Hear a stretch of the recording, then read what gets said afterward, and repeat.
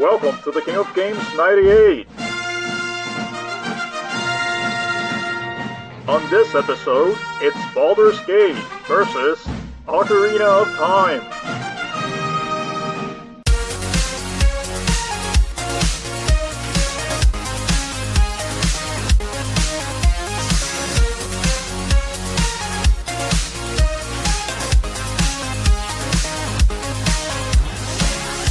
Welcome back, everybody, to another special episode of the King of Games 98, as we carry on with the Round of 8 portion of our tournament. My name is Ozzy Garcia, and I will be your host for today, and if you happen to just be tuning in, the King of Games 98 is a very special project that we have been working on for some time, in which we consider 16 of the best games that came out in 1998, which is generally considered one of the best years in gaming, and then we pit them against each other to devour and maul each other to death to see which one prevails, because we are very sadistic. And for this fine episode, I am joined by my two other sadistic judges. And the beautiful snow-blanketed tundra of the Yukon, we have our very own man of the wild, Paul Romalo. Hey guys, how's it going? And in the land of clam chowder and asshole quarterbacks, we have Arnaldo Perez. You didn't have to switch that part up. But hi, how's everybody doing? Before we get further into this episode, I would like to mention that if you like what you're hearing, as usual, please subscribe to us on the iTunes Apple podcast thingamajig. And make sure to let us know how we're doing by leaving us a review on iTunes, especially if you like these types of projects. We have put in considerable amount of effort into this one. It's been realistically almost a year-long project working on this. So seriously, if you really like what you hear, getting that feedback from you is really what makes us, carry on with this project. So even better, if you like what you're hearing, make sure to let others know about our little podcast if you think they will like what we're doing. So the more ears we reach, the more we can expand and bring you more content. Yeah. So getting on to the games. Go ahead. Before we get to the games real quick, I just want to take a moment and thank all the listeners as well for sending in those brackets that we asked for. Absolutely. Oh, yes. I think we got roughly a couple dozen. And what can I say, man? It was a lot of fun just getting all the brackets and seeing what everybody voted for. Like, that alone almost makes this whole project worthwhile. Yeah. And while I'm on that, I would also like to personally thank Arnaldo for destroying almost all of those brackets by voting for Grim Fandango over StarCraft. It was such a joy for me personally to look at every single bracket and see that everybody except for James, Clutch Kitten Gaming podcast, everybody voted for StarCraft. So it brought me endless amounts of joy to just be DMing Arnaldo and saying, hey man, you see that bracket? Hey man, you see that bracket? Oh, thank you, everybody. And thank you, Arnaldo. It's not easy rigging this whole thing so I win the bracket contest, but I have to do my part. But Paul, is it really a bracket busting if everyone's bracket was busted? No, we're going to have to sort of we're just going to have to give everybody a pass on that one. Because who could have seen that one coming? That's give me a town in the USA, like a really small town, I don't know, if there was a place called Middlesex. So you have Middlesex Community College beating the University of Michigan. That's basically what happened. Yeah, this is basically like Hoosiers, essentially. Yeah. Just edit my voice out at the end where I say Grim Fandango and just put StarCraft. Full disclosure, I haven't talked to Arnie since this episode. Up until this episode, we just started talking again because I didn't want to address him ever since. So, actively ignoring me. I briefly consider renouncing in protest after that result, but here I am. You got to carry on, even though you don't like the results. So with that out of the way, let's talk about the games. Really, at this point, these are all juggernauts besides Grim Fandango. Actually, no, Grim Fandango is great, but we'll get on to that whenever it gets its due and I get to talk about how it destroyed the adventure genre. So these are all top-notch games. They have arrived here on their very own merit. And on this episode in particular, we have Baldur's Gate going up against the very much juggernaut that is The Legend of Zelda Ocarina of Time. So to recap, on the previous round, Baldur's Gate just squeaked out a win against the very enjoyable and very memorable Tekken 3, mainly on the shoulders of its considerable influence in the RPG genre. I think I was one of the supporters of that game in letting it advance because I thought that it really had a huge influence on how RPGs and games as a whole treated their narrative choices. So in the case of Ocarina of Time, it took down Resident Evil 2, and I think you guys would agree that that was one of the more surprising matchups and with the potential to really deliver an upset because a lot of people have a lot of love out there for Resident Evil 2. It just had a remake last year and it was very well received, and it shows that people still very much love Resident Evil 2. But, alas, it wasn't enough to really take down Ocarina of Time, which is one of the huge, legendary, no pun intended, games of, all time, really. Yeah. So, but now these two are going against each other and only one can prevail. And, who is the underdog here? I think you guys pretty much know, but, as a reminder, Baldur's and ends in Gate, really. But as a reminder, the criteria we will be considering is, first of all, the personal attachment, which means how we each feel about the games, what our experience was with it, how we came to know about it, and just basically, what our personal thoughts are on the game. The sales and critical reception each game had, this is one of the more contentious components of this criteria because people don't like to rely on this metrics. But hey, in this tournament, we are using it. And it's not necessarily overriding, but it's certainly one of the factors that we're considering. We make the rules around here, buddy. Yep, and you just have to take it. Then we're also looking at their respective impacts on the genre and their overall legacy, which they used to be separate factors, but we just kind of amalgamated them into a juggernaut of influence. And finally, we just take a look at these games going head to head against each other and see which one survives best and which one has stood the test of time. So as you clearly have seen, a lot of this is very subjective, Grim Fandango. And though we like to think so, it is not scientific at all. So don't get too mad at us or hate us if we don't pick one of your favorites, StarCraft.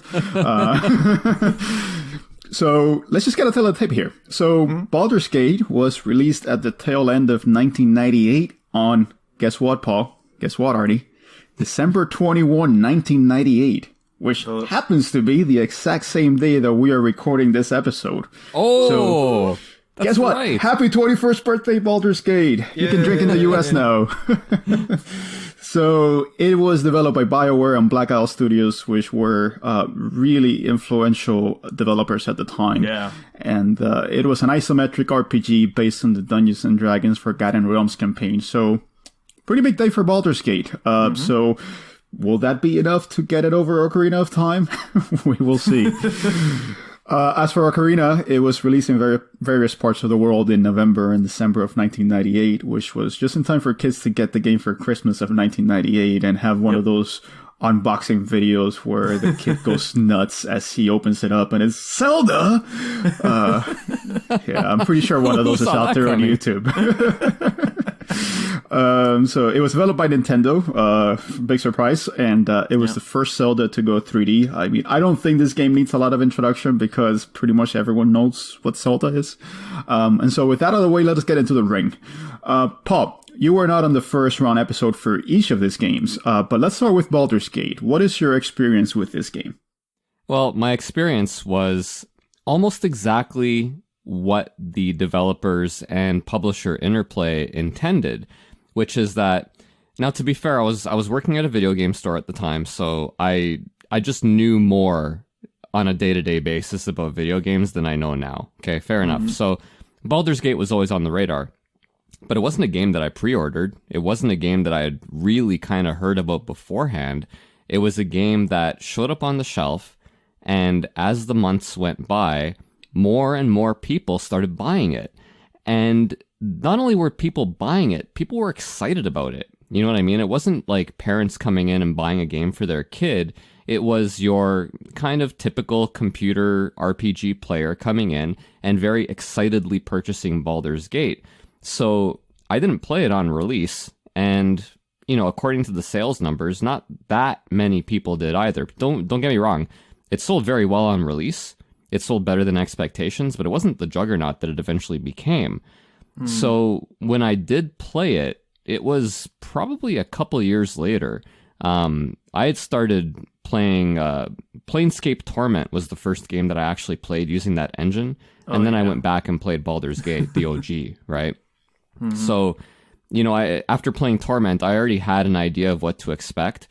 And even with that said, it didn't diminish the quality. Baldur's Gate is just it's an excellent game. There's no getting around it. It's got great storytelling, great, background, great lore. It borrows from Forgotten Realms. So, you already have kind of a template set up there, a kind of baseline of quality, if you will. And it uses that battle engine, the pause and play, which I had never tried before Torment. I don't know, man. It's a great game. What can you say? Well, I mean, I find it very interesting that for this particular project that in 1998 you were working at a game store, so you get to see firsthand what the sales reception was for each of these games. So I imagine that, for some of these games, it was much more considerable than others because games like Baldur's Gate, as you have just mentioned, they really gained traction through word of mouth. It really was not a juggernaut at first. I don't think it ever really did become a juggernaut, but eventually it ended up selling over 2 million copies. But Interplay didn't really expect anything out of this game. No. They were just kind of putting it out there, hoping that it would sell and just make back its money. But lo and behold, it really gained a lot of traction, even though it started out quite slow. And I think that's almost, I don't want to say it's by design, right? Because in an ideal world, Interplay sells 1 million copies week one, right? But this is the first game that I can think of where it kind of harnessed the power of the internet and the social aspect of it to kind of get the word out. Because you had the developers online before the game was even released. Because you do have a whole bunch of people who want a new D&D game, right? Like D&D is a known quality at this point. And so you have the developers online kind of taking people through and saying, hey, this is where we are in the process. This is going to be a really cool thing about the game. Do you guys have any questions? Do you guys have any suggestions? They're out there on Usenet, communicating with everyone in a way that just wasn't done before. So I think that was really instrumental in just kind of slowly getting that word out and building up the popularity of the game. It's a really cool story. Yeah, I mean, I think that word of mouth still remains one of the very best drivers of sales. And we still see it nowadays. I mean, just last year, we had the release of Disco Elysium. And that's another game that is in the isometric vein and really had no marketing behind it at all. But eventually it just started getting traction and people started seeing, okay, well, this is a really interesting game that hasn't done, the same thing as has been done before. And it's trying to bring in something new. And that's kind of how Baldur's Gate kind of built this traction as well. And it wasn't for everyone. I don't think a game like Baldur's Gate can really be for everyone. It's not designed to be that way. It's an inaccessible game at first. You really have to put in a lot of effort in order to, really get into it. So in that sense, it's the complete diametric opposite of Ocarina of Time. Ocarina of Time tries to facilitate the entry into it, whereas Baldur's Gate just, basically throws you into the deep end and says, hey, try to swim. So it's a very interesting contrast.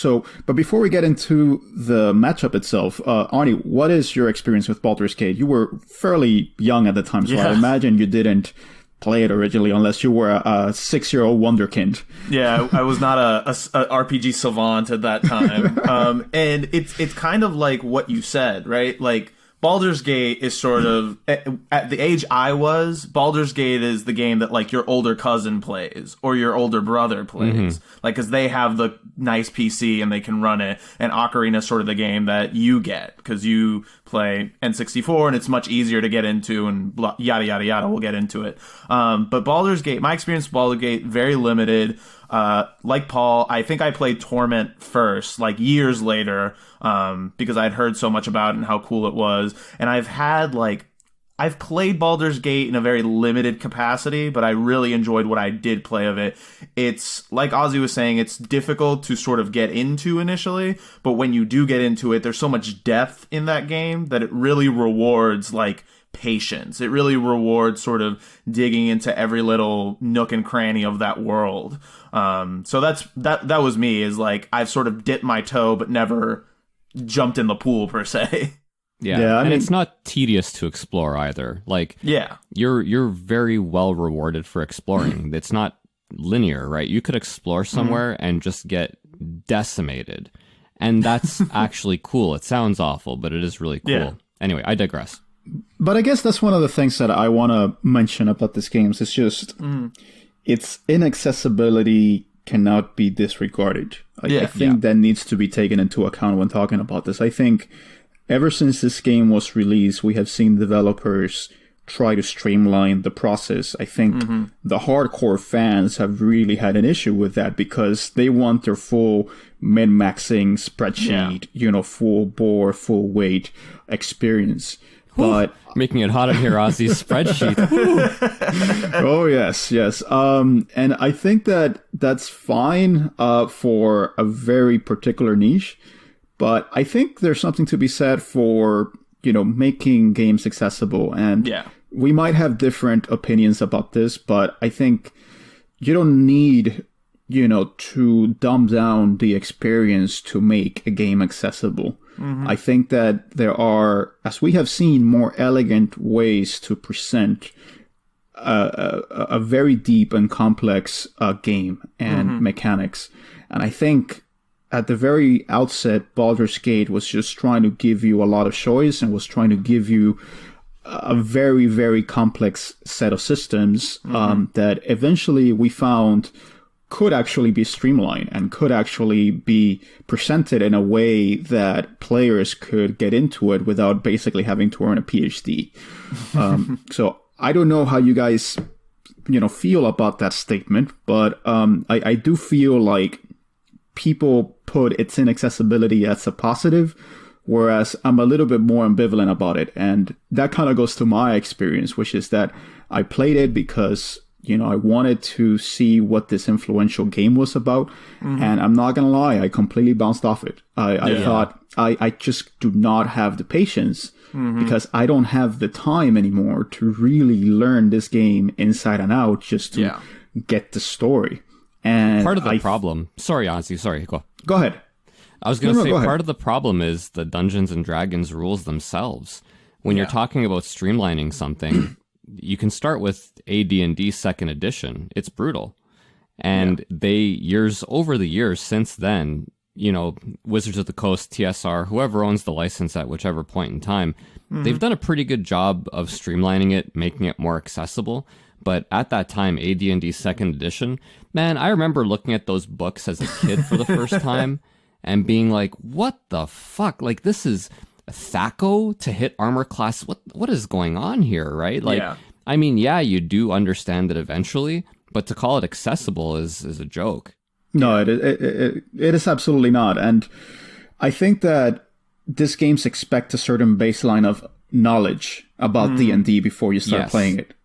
And that is not understood, through modern game design convention to be an ideal way to create a game. I think that games nowadays really try to walk you through their mechanics. They try to walk you through what you can and cannot do, its rule set.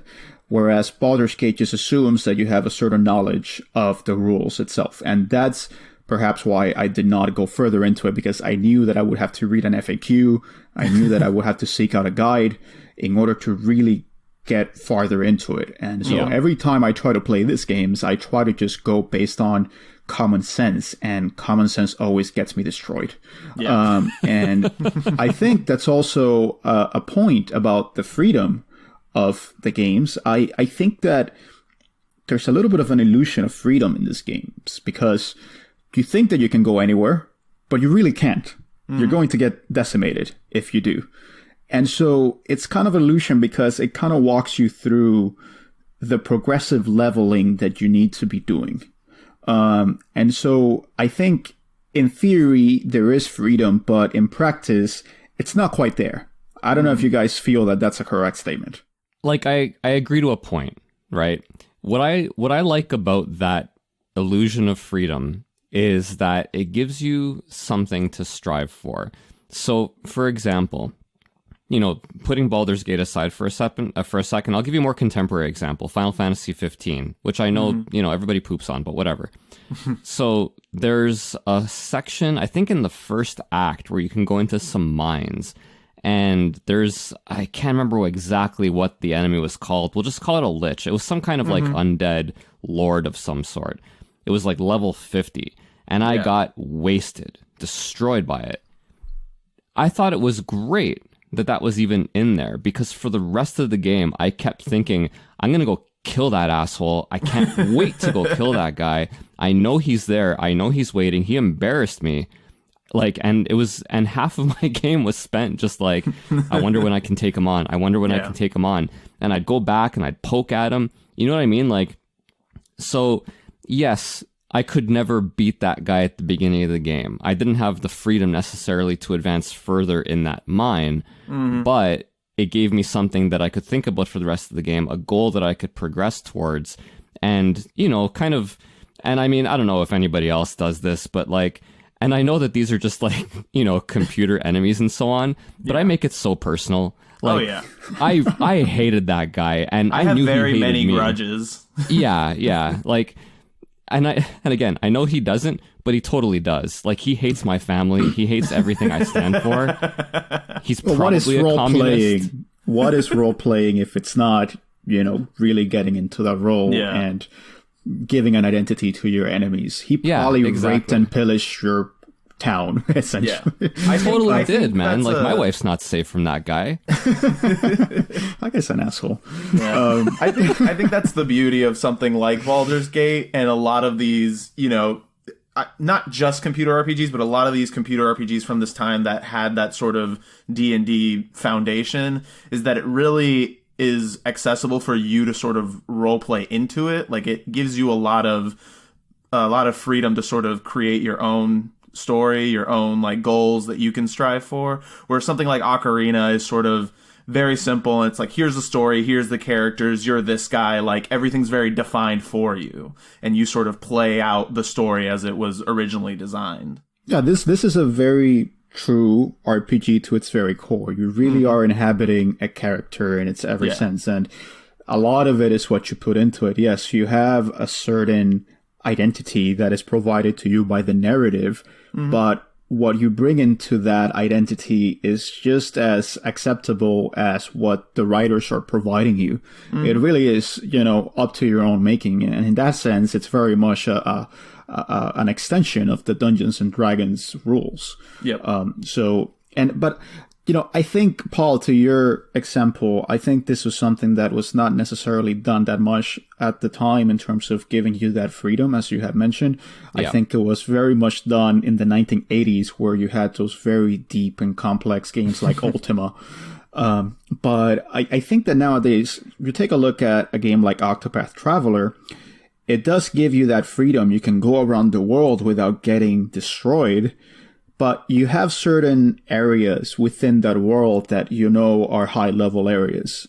I think that's a better way of presenting that freedom, because you do have true freedom, but there is that tantalizing carrot, of being able to go into this high-level area and take down that enemy. I think that's a better way to present that freedom, rather than just, this is the path that you're supposed to follow, and if you stray from it, you're going to get destroyed.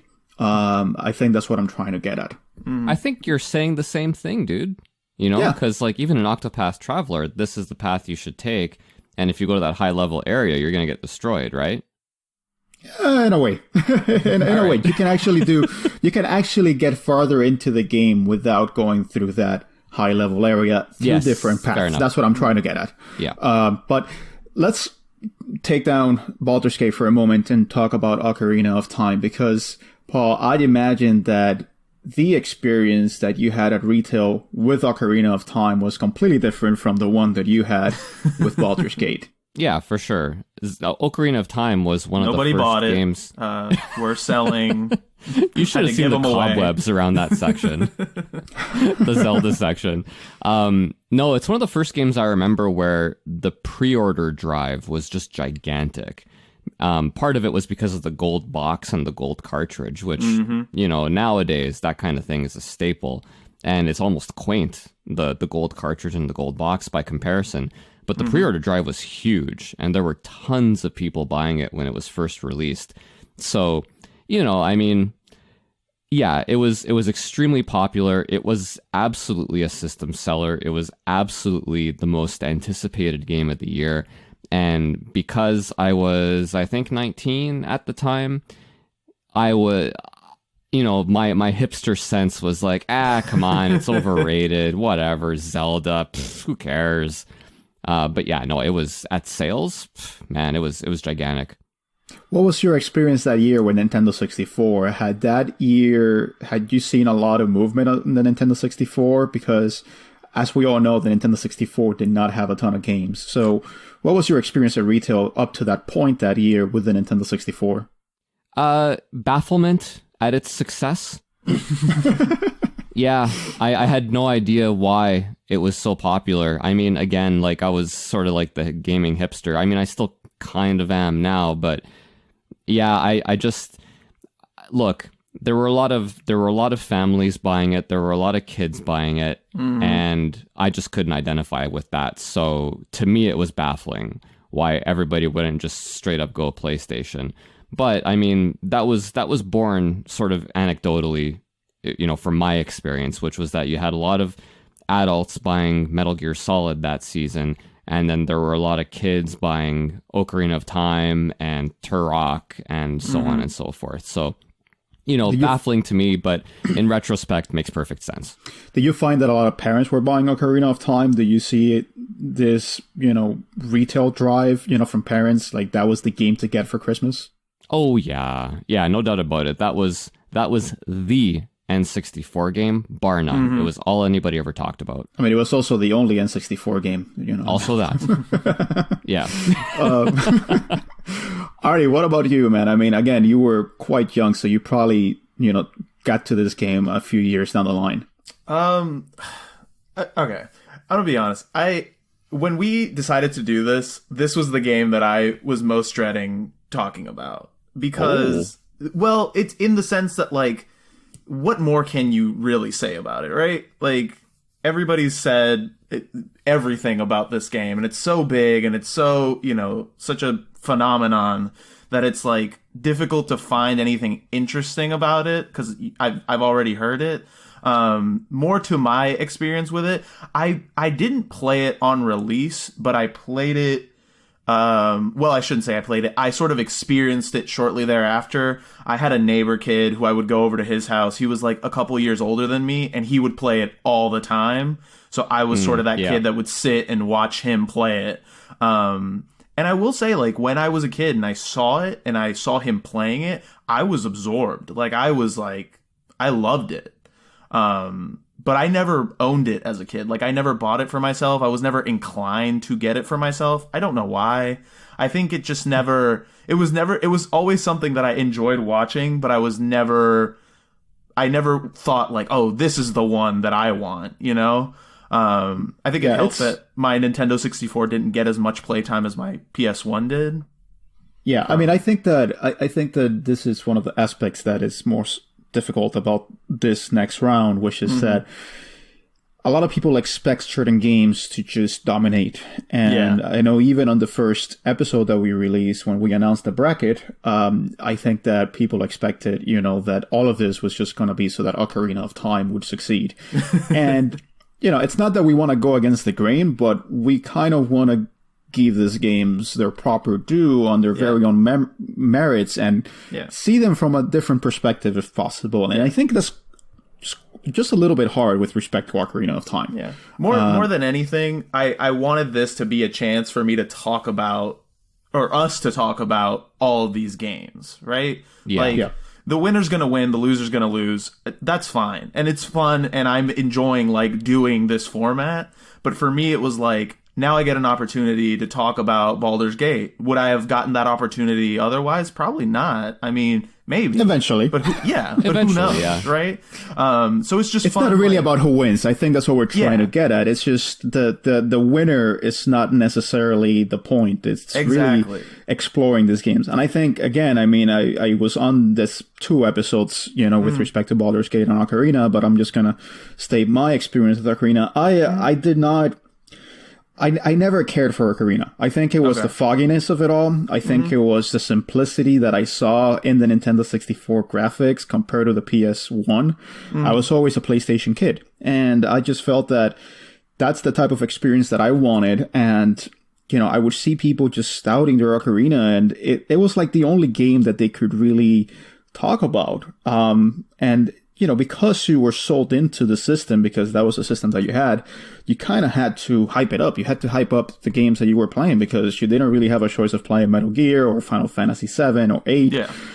So it just kind of got tiring after a little bit that was, the kid with a Nintendo 64, that was all they could talk about. But Paul, I just want to, ask you before we break, after you eventually played it and you overcame your hipster phase, what did you actually think of Ocarina?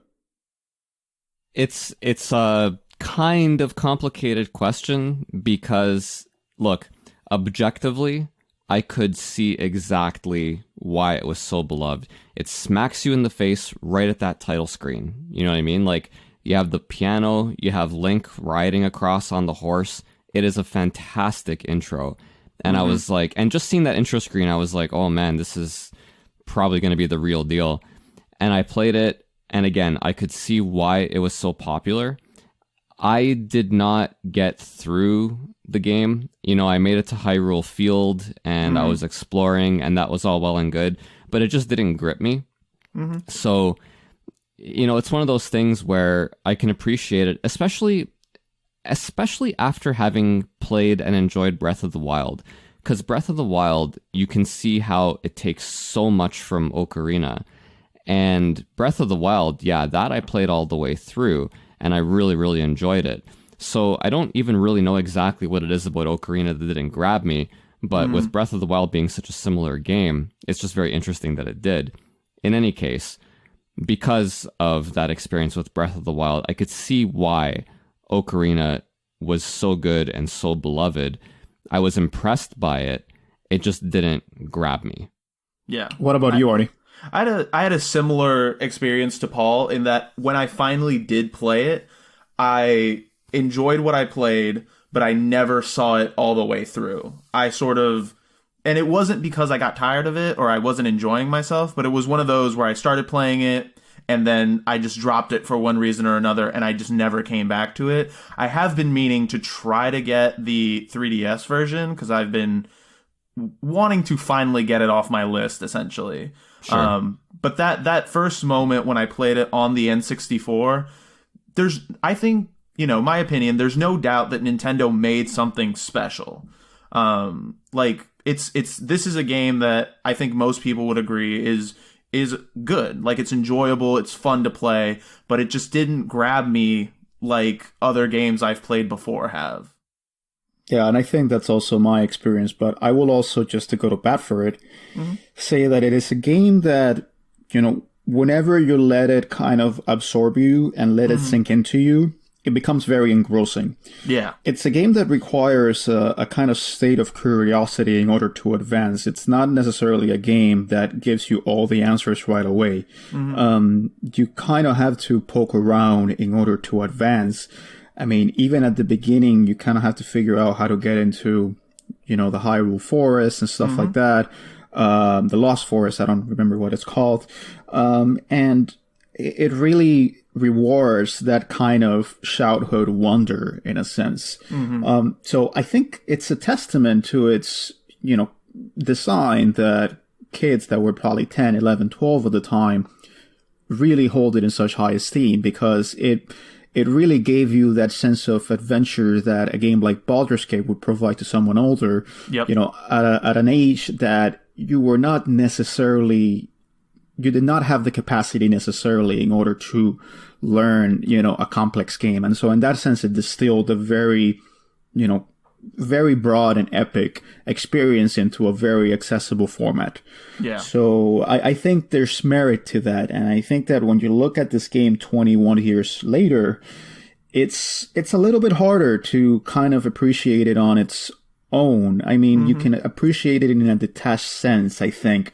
But if you're coming at it without nostalgia, it becomes just a little bit harder to really get into the game. And I think that's been my experience, and from the sounds of it, also your experience. Yeah, I completely agree. I think that Ocarina is the game that if you really get into it and you really enjoyed it when it came out, maybe later on down the road makes you want to play a game like Baldur's Gate. Possibly. I don't necessarily... it's interesting because with these two games, we're seeing the two ends of the spectrum. In one sense, we are seeing the PC crowd, or master race as they call them, in the sense that you're getting such a deep experience, in a very, as we have said, cryptic package. And on the other, you have the streamlined console experience. So really, these are two opposites in every sense, and they kind of embody the two different experiences that you had at the time. You had a very different experience if you were playing in a PC rather than a Nintendo 64 at the time. And I think that's why these two are very much interesting studies in contrast in that sense. But before we get any further, let's just take a break, and then we'll come back with the other criteria, and let's see how they stack up against each other.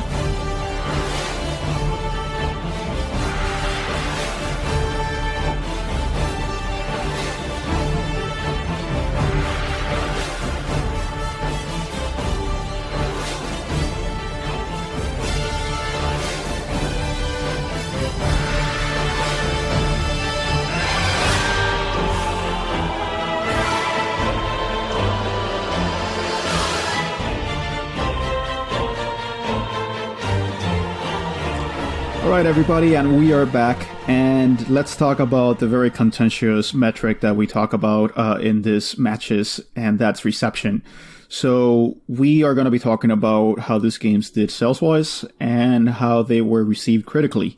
And I think we've already touched upon it a little bit. Baldur's Gate, the initial forecasts were quite low. Zero sales were predicted in Britain. That's something that we talked about on the last episode. I don't know how you can say that a game is going to have zero sales in a massive market like Britain. I'm so glad you brought that up, because when I read that yesterday, I thought I was going insane. I was like, I don't know. I hope the person that predicted that was promptly fired and never got a job predicting anything ever again. I want to feel that like whoever that person's like friend or coworkers were already planned to buy one just to piss him off. Just to get him fired. Yes, of course. But no, eventually it gained traction, as we mentioned. It eventually surpassed 2.2 million sales. In the case of Ocarina of Time, I mean, what more can we say? I mean, it sold 2.5 million copies in 39 days. I mean, it overcame Good God. Baldur's Gate by 300,000 in 39 days, what Baldur's Gate did in 4 years, essentially. So this is like mowing down. If this was the only metric, I mean, Baldur's Gate would probably be a mush on the underside of Ocarina of Time. I will say on that, just a quick note, I want to see if you guys agree with me, is that another like byproduct of doing this is that we've gotten to talk a lot about PC games, which I've also very much enjoyed. But I think because the sales numbers for like something that was on PC need to be looked at a little bit differently than console game numbers. Are you talking about pirating? Not just pirating, but I think like in order to run games and run them well, sometimes you had to have like certain types of computers. Computers are just generally more expensive than consoles, and so I think it's easier for more homes to own a console than it necessarily is for more homes to own a computer that's capable of running some of these games. I could be wrong. Man. Yeah, I could be wrong. I could be wrong. What are your thoughts on that, Paul? Yeah, Baldur's Gate wasn't exactly a technical powerhouse either. The system requirements weren't terribly onerous. Okay. And PCs were ubiquitous by then. You know, I'm not going to sit here and say everybody had one, but it wasn't like the 80s where PCs were a commodity. Essentially, they were super expensive, and they could run the games, but they were pretty much seen as workstations. Yeah, exactly. Now, with that said, I mean, that whole part of it is offset by the pirating, like you said, because there must have been millions of copies of Baldur's Gate out there that were not acquired legally. The bottom line is PC sales numbers, who the heck knows, right? Like all we can do is look at, kind of what was the best PC selling or best selling PC game that year, and what was the best selling N64 game that year or PlayStation, and just kind of scale accordingly. Yeah. Well, I think Zelda is the scale in that case. Yeah, I think you're right. And you know what? Baldur's Gate did just fine. Yeah. Yeah, and I think that you also have to take into account that the pirating was not only huge in the sense of, the sales that it took away from, but also in the fact that were it not for pirating, some of these games would not have reached certain markets at all. Oh, yeah. I mean, in a place like Eastern Europe, you had to pirate the games in order to play it. And so we have to factor in that pirating may actually be a positive because, studios like CD Projekt Red, who eventually ended up developing The Witcher, the only way that they could play something like Baldur's Gate and be influenced to eventually create The Witcher was to pirate it. And I'm not going to say that you have to tack on the sales of more successful games like The Witcher 3. Yeah. But, could we have had a game like The Witcher 3 without Baldur's Gate?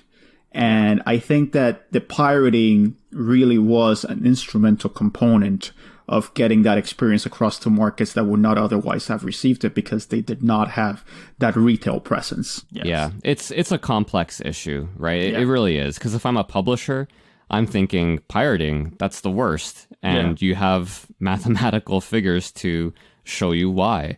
But at the same time, like, I remember reading about Star Siege Tribes, which I seem to mention now every single episode that we're doing in 1998. But I remember reading an interview with the guys who were responsible for the copy protection on it. The copy protection on Tribes was awful. There virtually was no copy protection. And in the interviews with these guys, they're like, yeah, that was by design. We needed this game pirated. We were up against Quake 2. We were up against Half-Life. We were up against, Unreal. We needed to just get this game out into as many hands as possible so that they could tell their friends and hopefully, sell more copies of the game. Because if that didn't happen, that game was not going to sell. Yeah, and let me just to reaffirm what I just said, CD Projekt Red actually began, by contacting Bioware and Interplay to localize Baldur's Gate. Because, again, they could only have gotten this game, probably through pirating. And then they said, look, we really love this game. We want to bring it to more people in Poland. And that's what they did. They localized it. They added Polish actors to voice their characters. And eventually it shipped 18,000 units in Poland. So this was significant. So you have to take into account that experience when we talk about Baldur's Gate, that the Nintendo 64 was great, but, people in Poland did not necessarily have a Nintendo 64. They may have had a PC. And that made it more accessible to a much broader audience, paradoxically enough, than probably Zelda.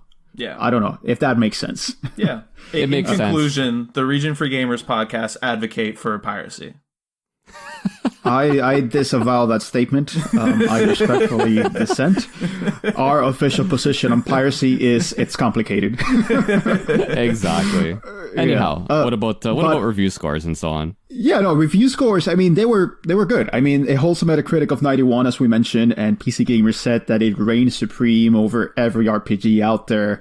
So, named Best RPG by PC Gamer, GameSpot, IGN, all the publications that were reviewing PC games at the time had, sterling scores for it. So, it was very well received. I don't think you would necessarily see publications like GamePro reviewing this game. I don't think this was something that GamePro was quite interested in. If they had, they would have probably mentioned something like, oh, the graphics are so outdated. Or something ridiculous and stupid like that, because we love GamePro. They were kind of like, I don't know. I don't want to make a comparison of what GamePro was like. You don't want to cry on the episode. Yeah. But if we look at Ocarina of Time, I mean, the critical reception of Ocarina of Time was huge. I mean, for a long time, it was the best reviewed game of all time. Yeah. I mean, this was the game that EGM gave perfect scores to. This was the game that broke the 10-point scales. Everyone was handing out 10 points left and right. Yeah. And we have talked about the Nintendo bump quite a bit. And I think that this was, the previous episode, that was the one where we talked about the Nintendo bump with respect to Ocarina of Time. And I think that there is quite a bit of score inflation with respect to Ocarina of Time. Leave no doubt, this was and is a fantastic game, but it still has a sense of this is probably a little bit high, in hindsight. Do you agree with that, Paul? Not entirely. I want to very badly because I do believe in the Nintendo bump. It is a fact. This is objective. Let's not kid ourselves. But with that said, dude, the game is so groundbreaking, and just by virtue of the fact that, every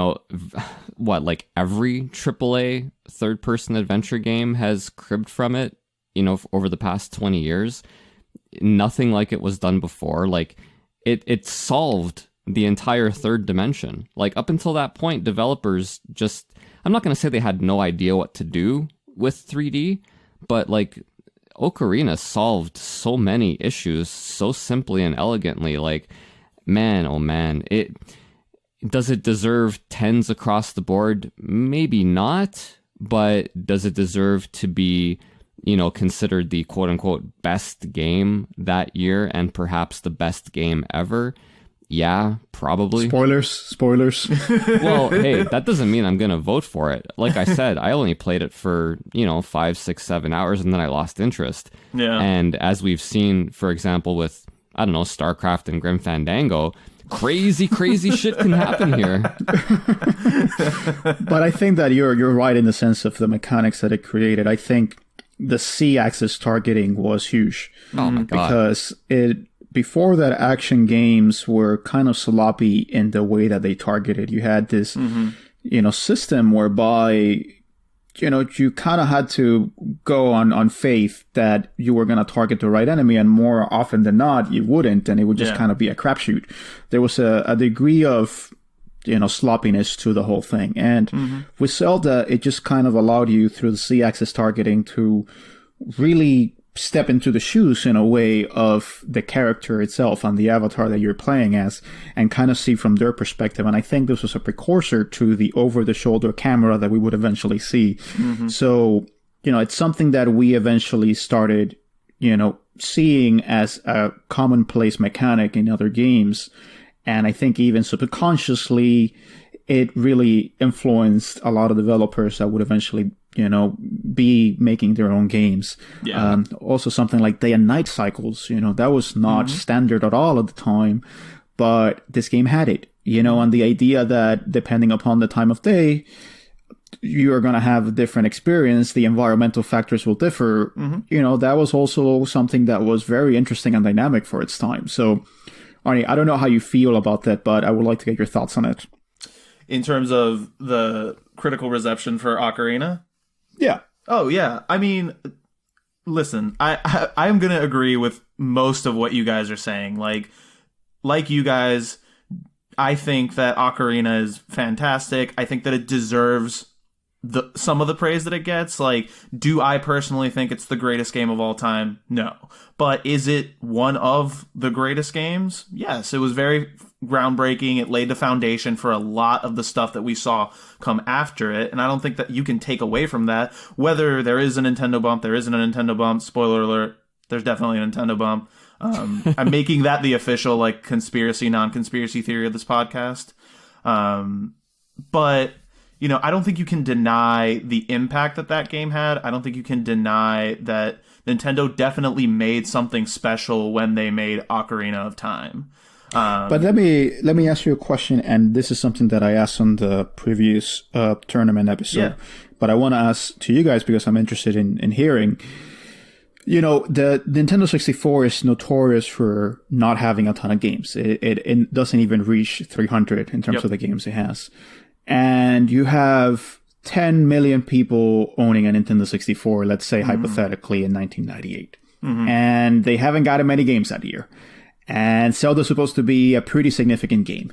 And there's a lot of hype around it. Yeah. I mean, you could pretty much count on having an almost 1-to-1 attached ratio with this game. Absolutely. And so was this a product, was the success, in terms of sales of Ocarina of Time, a product of how few games there were on the Nintendo 64 and how starved for content, these people that had bought into the ecosystem of the Nintendo 64 had been?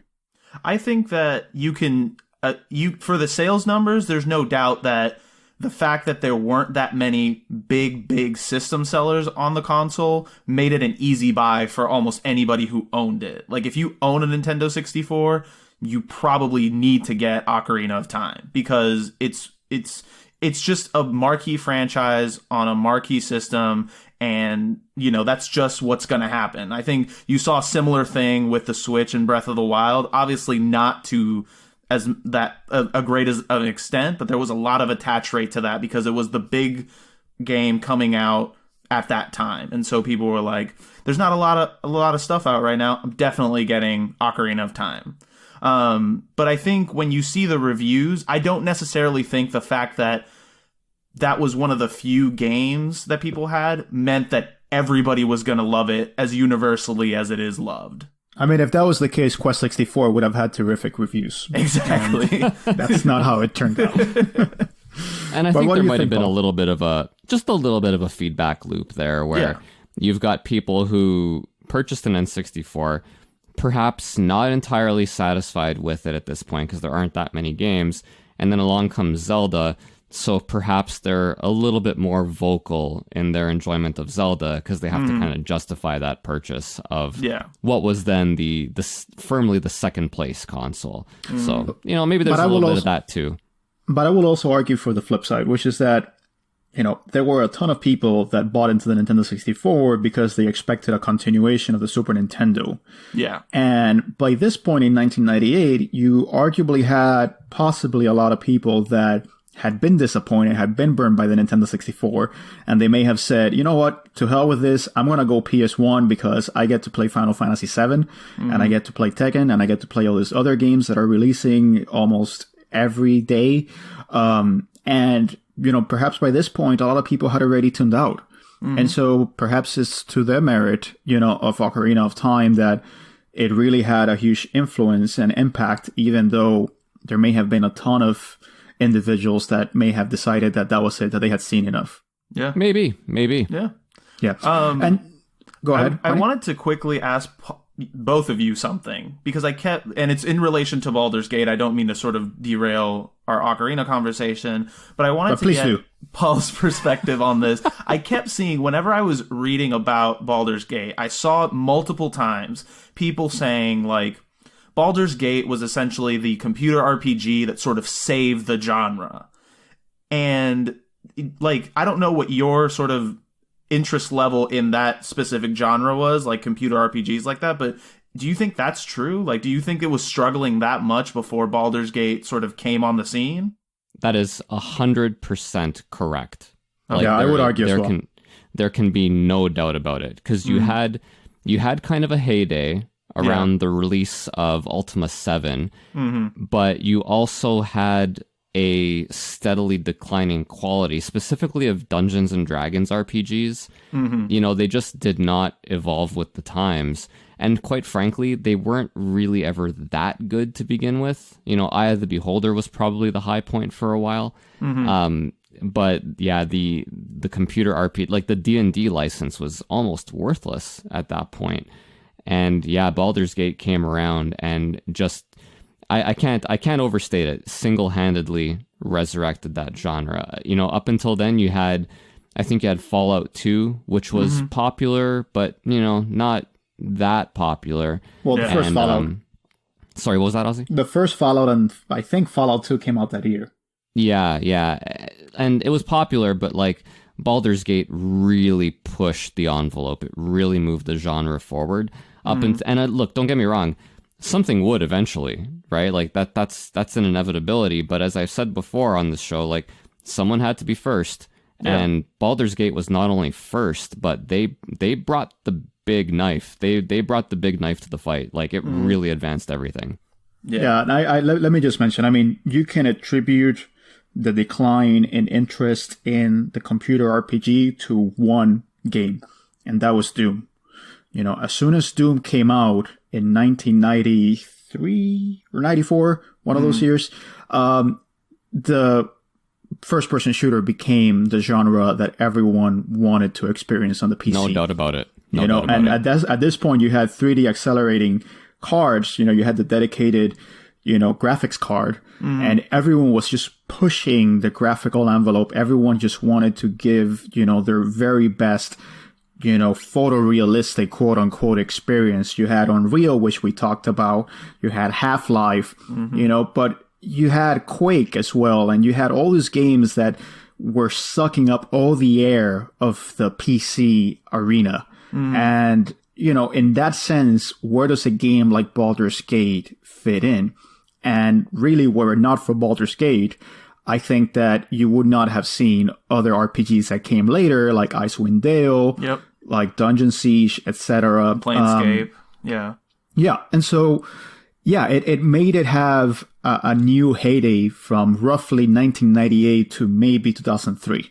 And we would not see another interest in this until Project Eternity, which was Obsidian's, who were formerly Black Isle Studios, foray back into the isometric computer RPG. I guess... in this sense, I mean, let's go into the legacy and the genre defining. And in that sense, I want to play devil's advocate here because I guess I'm the host. And let me just ask. So we saw that the computer RPG had another moment in the sun with Pillars of Eternity. It also had other games like Tyranny. Obsidian has done a lot of work in trying to bring back the computer RPG. But with Pillars of Eternity 2, Deadfire selling so poorly, people are asking, is the computer RPG just obsolete, at least in the isometric sense? And that's what I want to ask you, for example, Paul, in terms of Baldur's Gate and its legacy. Is this something that is kind of a time capsule that had to be experienced, from the perspective of the time, that now is kind of interesting, from, let's just say, archaeological point of view, but that doesn't really survive, the game design principles of our contemporary era? It depends, right? Like, at the time it was released, Baldur's Gate was the real deal, right? There was, there weren't games that looked that much better than it, as opposed to now where you can release a Baldur's Gate clone like Divinity Original Sin or, like you said, Pillars of Eternity, and you have myriad options that are photorealistic, right? Like, I think that you have a lot of people who played Baldur's Gate and they were teenagers, and then 15 to 20 years later, they're older and they pine for that time again, and that's how projects like Pillars of Eternity get greenlighted, and that's how they do well at first. And then everybody's kind of had their fill, and you get diminishing returns. And then maybe in 20 years we'll see it again, right? But I think that's what happened. I'm not an expert, but I have a podcast. So that kind of makes you an expert by default. Yeah. You have a microphone, so clearly you know what you're talking about. What do you think, Arnie?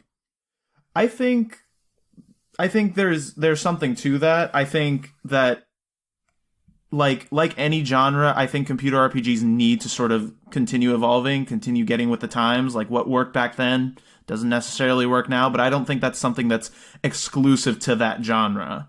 And so, like, if you're asking me, like, if sitting down to play Baldur's Gate today is gonna be rough, I'd say maybe. I think it depends on your tolerance for certain things. Like you said, you sort of tried it, you bounced off of it, because there is that sort of inaccessibility that was sort of built into that game back then. But yeah, I think it's going to depend. I think it's going to depend on the person. But obviously, like, if they were to make a new game in that vein, I think that there's definitely things that they need to update. They need to streamline. They can't just keep sort of sitting in that niche and thinking because it worked then, it's going to work now. And in that sense, I mean, there are a lot of strands of DNA that made its way into other games, but there are also strands of his DNA that just kind of were eventually improved upon. So one of those was, for example, just the large amount of text exposition that you would get in Baldur's Gate. I mean, really playing these games is almost like reading a novel. You know, a lot of it you have to really bring, you know, on your own. You're not necessarily going to get, you're not going to get cutscenes, for example, which is something that we're accustomed to. And I think that's very jarring nowadays, because nowadays you get more of a filmic influence where you receive information and exposition through a very diegetic and very natural, context-sensitive, manner, whereas Baldur's Gate just kind of dumps a ton of information at you. And I think that's one of the elements that has been improved upon, particularly, I mean, in Bioware games like Mass Effect, etc. I mean, that you can basically learn as much as you want to learn, from, the world, but it's not necessarily required out of you that you essentially read over 20,000 pages worth of dialogue. Yeah. Essentially the scripts for this game are several War and Peace, novels. I think it's 800,000 words. Yeah, it's insane. It's absolutely insane. Yeah. I mean, and when you think about just the massive feat that it must have taken to just write all of this, I mean, it's really a testament to how interested in this setting, these developers at BioWare were. So, but in terms of, the narrative choices, I think, and Paul, I want to hear your thoughts on this. I think this is the game that really established the idea of, you can shape your character to be who you want them to be. Do you agree with that? Yeah, absolutely. Yes to a point, right? The thing is, you have the Ultima games that came before, where you can play good or play evil and so on and so forth. But as a general rule in Ultima, you gotta be good, right? You can be evil, but you kind of have to be good to finish the game, progress, and so on and so forth. Especially like Ultima 4, for example. Anyhow, with that said, Baldur's Gate, a little bit more freedom in that regard. You can play bad, you can play good, and Planescape Torment then built on top of that even further. Yeah. So yeah, it really is kind of if not the originator, definitely popularized that kind of gameplay. Yeah. I remember when I was doing research for this episode, I was watching somebody's sort of retrospective on Baldur's Gate, and one of the things they mentioned that I thought was super cool was they had this experience where basically they were playing an evil character and they had sort of an evil party, quote unquote. But they tried to recruit a new party member that was a different alignment. They were good. And initially, they had no problem. The character joined the party, as you would. Like, in games like Mass Effect, you can pretty much have anybody join your party, regardless of how good or evil you are, I think. But eventually, that good character ended up killing one of his other party members. And I was like, oh, that's so cool. Like, the fact that, they don't just have the facade of an alignment. Like, it's not like, I'm the good guy, and then if you make them do evil shit, they're still okay with it. They actually have some depth to them as characters, and they interact and they have, their sort of back and forth. And I thought that was really cool. Yeah, and your decisions impact your party. And that's something that really is important. And I think to this day, it's not really seen a lot. I think that nowadays, because developers are so wary of blocking out content, maybe you get a slap on the wrist, like, hey man, that wasn't cool. Why did you exterminate an entire race? Yeah. But okay, well, I'm going to keep adventuring with you just because I don't have anything better to do. Yeah. And that's the other thing too. It's you can either be the goodest good person that's ever gooded, or you can be like Hitler. There's no real in between in like a lot of this stuff. And I think I don't necessarily think Baldur's Gate has like a lot of levels like that, but the fact that it's not only your alignment that matters, but like also the people around you's alignment, that gives it a little bit more depth. Yeah. But then switching on to Ocarina of Time, I mean, we have moved on from the reception. I mean, and you know, is there anything else that can be said about Ocarina of Time and the impact on the genre and its legacy? I mean, I think at this point you almost have to take a contrarian perspective just because so much positive, you know, perspectives have been provided on that game. Yeah, and like I don't think we need to take too much time on this, right? Like here it is. Baldur's Gate influenced, you know, games like Dragon Age, like Knights of the Old Republic, Mass Effect. And going into today, you know, you have this sort of mini resurrection of a very niche genre, which is like the isometric RPG that's modeled on Baldur's Gate. And then you have Ocarina, and it directly influenced virtually every AAA game of the year. Like, if you're a publisher, you want a third-person AAA developed game to be your flagship, to be your tentpole, right? You want your Assassin's Creed. You want you know, your Dark Souls, you want Red Dead.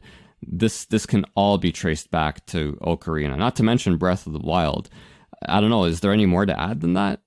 Yeah, I mean, I now I'm curious about your pitch, Paul, about how Ocarina of Time influenced FIFA 2000. Because you virtually said all AAA games, essentially. Everything. Well, no, come on, man. EA Sports games aren't considered AAA. That's a whole other ball of wax. Yes. No, I'm talking about like legit perennial game of the year, so FIFA's not legit? No, it's not. Screw FIFA. Sorry, Benya. But FIFA, no, it's had its day. Pro Evo all the way. Okay. Well, what do you think, Arnie? I mean, what can you say about Ocarina of Time? Give me something fresh. Give me something new, buddy. Nintendo did a good. Daddy Miyamoto gifted us this beautiful, beautiful flower, and we watered it, and it grew into a great oak tree.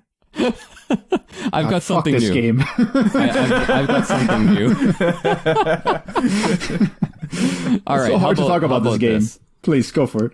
How about this? And again, I haven't heard our previous Ocarina episode, so it's possible somebody already mentioned this. But here's another thing that I think Ocarina did that maybe is underrated, which is it gave us probably the world's most popular, you know, Harry Potter notwithstanding, the world's most popular modern fairy tale.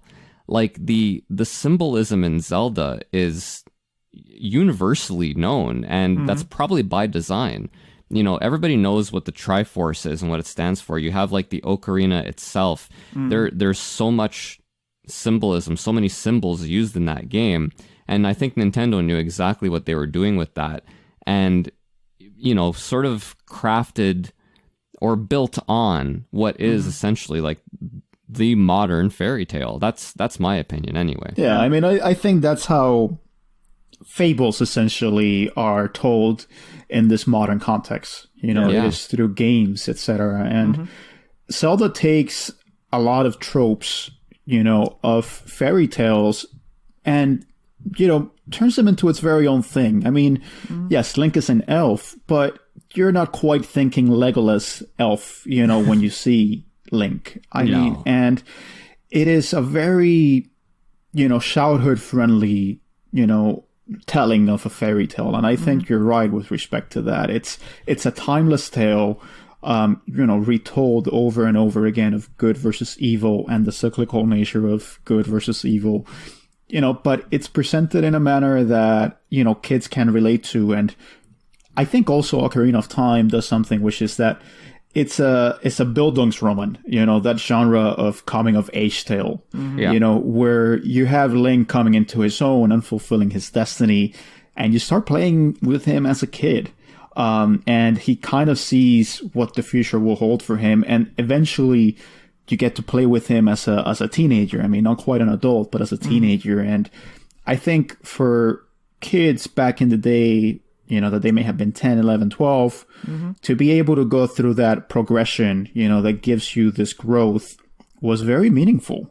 And I think that's probably a huge reason why this game holds such a special place in people's heart, because it was a coming of age tale. You know, it was kind of like the Catcher in the Rye for earlier generations. You know, it was that game that made you feel like, okay, there's going to be a point in my life where I'm going to have to make big decisions and the stakes are going to be higher. And I basically have to use a cliche, believe in myself in order to overcome these difficulties. You know, so I think that really impacts the nostalgia of Ocarina of Time quite a bit, besides the fantastic music, which is intertwined with this game. It's impossible to not talk about this game without thinking about the music and without having the music come to mind. I think the Koji Kondo and the rest of the composers really did a bang-up job with this game, and they're still timeless. I mean, you have the traditional Zelda songs, you know, like the overworld theme, essentially, and, you know, the main theme, but Ocarina of Time was really the game where you had a lot of the songs and tunes that have become, you know, legendary in, you know, the Ocarina of Time, and in the Zelda stable. You know, things like Gerudo Valley, you know, which is kind of a very flamenco influenced track.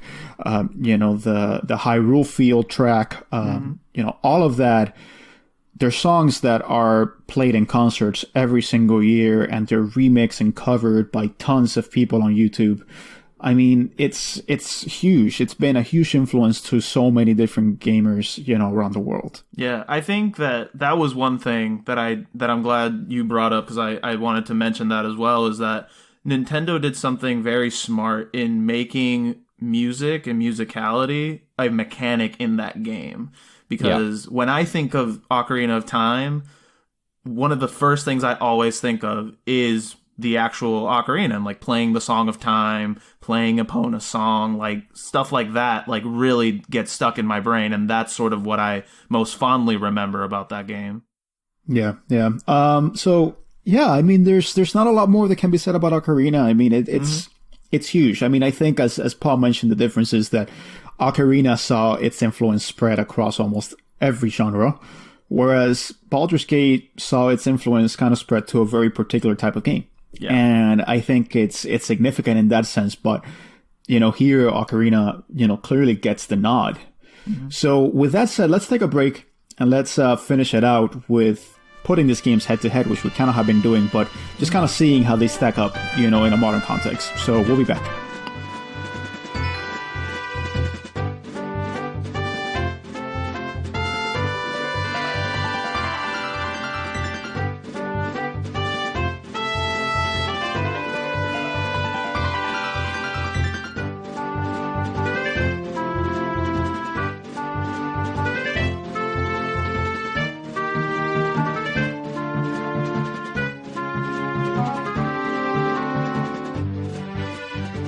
Right, guys, and we are back, and let's just round it out. And I think really there's not a lot more that we can say, so let's just talk about which games, you know, we would rather play nowadays. I mean, which game has really survived the test of time best? So Arnie, let me start off with you. You know, if you were put with these two games on a desert island, which one would you say, this is the one that I'm going to stick with?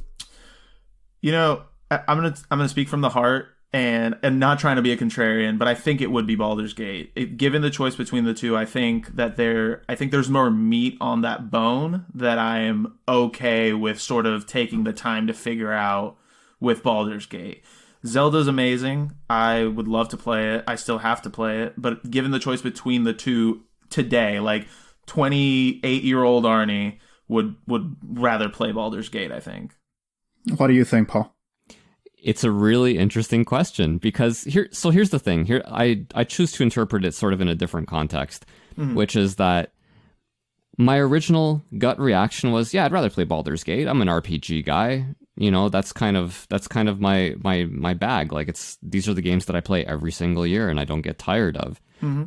But when I think of, you know, 2017 when Breath of the Wild came out, at that time, I also tried playing Divinity Original Sin, which is, for all intents and purposes, a Baldur's Gate clone. And the sheer amount of text in Divinity Original Sin, like, I just could not handle it. Yeah. And Breath of the Wild was a joy. So, like, would I really rather play Baldur's Gate today? I actually don't know. I think maybe I'd rather play Ocarina, but at the same time, I hear myself saying that out loud, and I'm like, who are you? I think I'm with you on that. I mean, I think that in theory, Baldur's Gate seems like the game that you would want to play, but in practice, when you actually go into it, it's like, I don't know if I feel very good with playing this nowadays. It's just, we have come so far in kind of streamlining and making this a lot more accessible nowadays, that just the sheer amount of effort that it takes in order to get into this game really kind of leads to a repellent effect. Yeah. And I think lucky it might... for you, Ozzy, Baldur's Gate just got a re-release on all major consoles in October. So definitely go play it. Yeah, we had to mention that. I mean, last October, there's something in the water, man. All these 98 games, they're coming back. But every console received, including the Switch, received these Infinity Engine games, and that's so right. It's massive because we never expected these games to ever be released on a console, but lo and behold, they did. But I think even with my sometimes ambivalent thoughts about Ocarina of Time, I think that there's such a whimsy and charm to Ocarina of Time that remains, God, I hate to say this, timeless, no pun intended. I knew it, I saw it, and I was like, I just had to go through with it. But yeah, I think that Ocarina of Time still remains one game that, yes, it's kind of a little bit quaint nowadays. The world feels a little bit smaller, but it's still a fantastic experience when you play it nowadays. And it's still a game that, again, like I said, if you let it come over you, I still think that it's a very worthwhile experience. And so if I really had to come down to it, I don't think there's any question. I would prefer to play Ocarina of Time rather than Baldur's Gate. I don't think that I really have the time of day for Baldur's Gate anymore. And I think that, like a lot of other games, it's off its time. You really had to experience it with 1998 goggles. And I think in that sense, there's no way that it would get the nod over Ocarina. So I guess with that having been said, I guess we can just kind of tally and see where things fall. I mean, in terms of personal attachment, I don't think that, I think that, what do you think, Paul? Do you think this game, any of these games get the nod over the other, in terms of personal attachment? Like, I mean, me personally, I'm attached more to Baldur's Gate. Ocarina, like I said, I played for, less than 10 hours. Whereas Baldur's Gate, I loved Torment. I Neverwinter Nights. I loved those games at the time until eventually I didn't, right? Yeah. So, for me, I'm more personally attached to Baldur's Gate. We can take that as we will. What do you think, Connie? No question, more attached to Ocarina. It's very intertwined with some very good memories I have of my childhood, just watching, my friend play it at the time, the music, the visuals, all that stuff. It just harkens back to a time that I'm really fond of, so it's Ocarina, no doubt.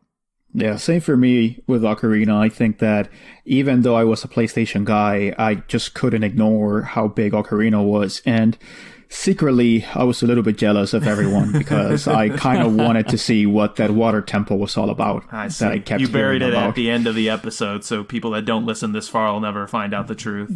Never, ever find out the truth that I was really a closet Ocarina fan. In terms of reception, I mean, there's no question Ocarina just absolutely blows Baldur's Gate out of the water. There's really no two ways about it. In terms of impact on the genre and legacy, again, Baldur's Gate is very good. It has a very good legacy, but come on, Ocarina just is a massive, massive behemoth. In terms of head-to-head, which one would we rather play? We just went over it. Arnie, you're the contrarian. You said Baldur's Gate.